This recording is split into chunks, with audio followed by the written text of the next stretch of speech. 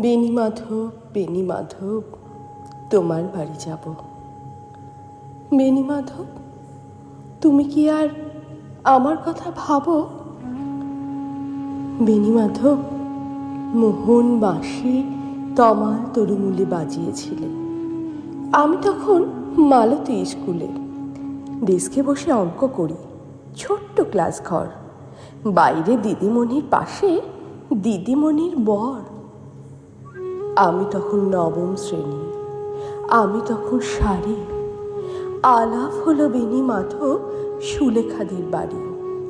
বেণী মাধব, বেণী মাধব, লেখা পড়ায় ভালো।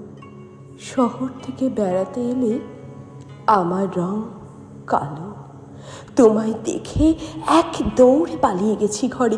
বেণী মাধব, আমার বাবা দোকানে কাজ করে। কুঞ্জে অলি গুঞ্জে তবু ফুটেছে মঞ্জরি। সন্ধেবেলা পড়তে বসে অঙ্কে ভুল করি।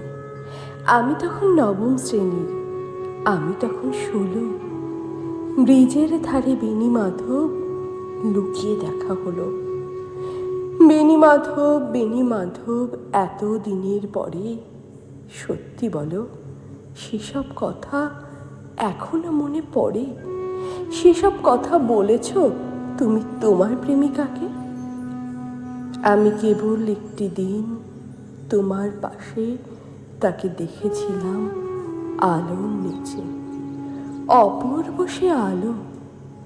স্বীকার করি, দুজনকেই মানিয়েছিল ভালো। জুড়িয়ে দিল চোখ আমার, পুড়িয়ে দিল চোখ।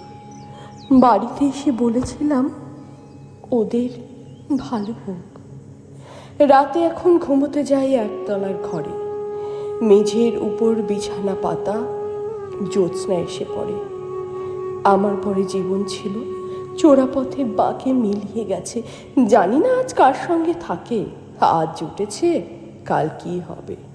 কালের ঘরে শনি, আমি এখন এই পাড়ায় সেলাই দিদিমণি। তবু আগুন, বেণী মাধব, আগুন জ্বলে কই। কেমন হবে আমিও যদি নষ্ট মেয়ে হই? কেমন হবে আমিও যদি নষ্ট মেয়ে হই?